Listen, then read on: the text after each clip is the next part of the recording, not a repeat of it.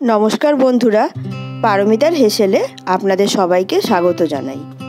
आज के आमी आपनादेर काछे निये एसेछि बांगालिर अति जनप्रिय दई कातलार रेसिपि। आजकेर रेसिपि बानानोर जोन्नो आमी एखाने 6 पिस कातला माछ भालो करे धुए नुन हलुद और सादा तेल दिए मैरिनेट करे रेखे देब 10 থেকে 15 मिनिटेर जोन्नो।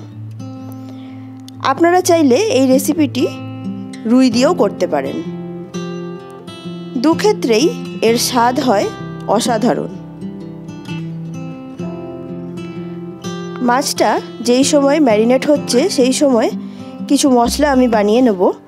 একটা মিক্সিং জারে নিয়ে নিয়েছি দুটো পেঁয়াজ, আদা, রসুন আর দুটো কাঁচা লঙ্কা। এর একটা মিহি পেস্ট তৈরি করে নিয়েছি। এখানে কিছু চারমগজ আর পোস্ত ভিজিয়ে রেখেছিলাম, সেটা বেটে নিয়েছি। কড়াইয়ে সাদা তেল গরম করে একটা পেঁয়াজের বেরেস্তা বানিয়ে রাখলাম। এরপরে অবশিষ্ট তেলে কাতলা মাছগুলো খুব ভালো করে এপিট ওপিট লাল করে ভেজে নেব। খুব বেশি কড়া করে ভাজবো না, যেহেতু এটা গ্রেভি দিয়ে মাছটা তৈরি করব, তাই হালকা করেই মাছটা ফ্রাই করে নেব। মাছ ভাজা হয়ে গেছে। বাকি তেলে দিয়ে দিলাম দুটো তেজপাতা, শুকনো লঙ্কা আর গোটা গরম মশলা। মশলাটা কয়েক সেকেন্ড খুব ভালো করে ফ্রাই করে নেওয়ার পরে পেঁয়াজ, আদা, রসুন আর কাঁচা লঙ্কার পেস্টটা দিয়ে ওপর থেকে সামান্য নুন দিয়ে খুব ভালো করে এটা ফ্রাই করে নেব যতক্ষণ না পেঁয়াজের কাঁচা গন্ধটা চলে যাচ্ছে। পেঁয়াজটা ভাজা হয়ে যাবার পরে ওপর থেকে দিয়ে দিলাম ধনে গুঁড়ো আর জিরে গুঁড়ো। খুব ভালো করে এবার মশলাটা কষিয়ে নেব।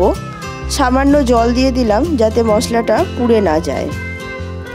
মশলার কাঁচা গন্ধটা চলে যাওয়ার পরে এর মধ্যে দিয়ে দেব পোস্ত আর চারমগজের পেস্টটা। সামান্য জল দিয়ে খুব ভালো করে মশলার সাথে এটা মিশিয়ে নেব। তারপরে বেশ কিছুক্ষণ এটা কষিয়ে নেব। মশলাটা কষানো হয়ে যাওয়ার পরে দিয়ে দিলাম 2 থেকে 3 চামচ টক দই। এই সময় গ্যাসের ফ্লেমটা একদম লোতে রেখে খুব ভালো করে এই টক দইয়ের সাথে মশলাটা কষিয়ে নেব। পরিমাণ মতন জল দিয়ে, মানে যতটা গ্রেভি বানাতে চাই সেই মতন জল দিয়ে, আর দিয়ে দিলাম 1 চামচ চিনি আর চেরা কাঁচা লঙ্কা। খুব ভালো করে সব কিছু মিশিয়ে ঢাকনা দিয়ে পুরো মশলাটা কষিয়ে নেব।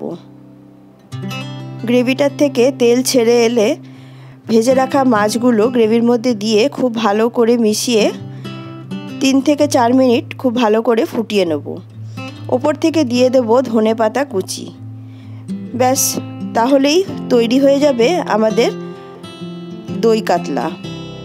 ডেকোরেশনের জন্য ওপর থেকে বেরেস্তা ছড়িয়ে গরম ভাতের সাথে পরিবেশন করে নেব। আজকের এই দই কাতলার রেসিপি যদি আপনাদের ভালো লেগে থাকে আমার চ্যানেলটা সাবস্ক্রাইব করে পাশে থাকা বেল আইকনটা প্রেস করে নেবেন, তাহলে আমি যখনই নতুন কোনো ভিডিও দেব আপনাদের কাছে নোটিফিকেশন চলে যাবে। তাহলে আজকের মতন আমি আসি। আপনারা ভালো থাকবেন, সুস্থ থাকবেন। নমস্কার।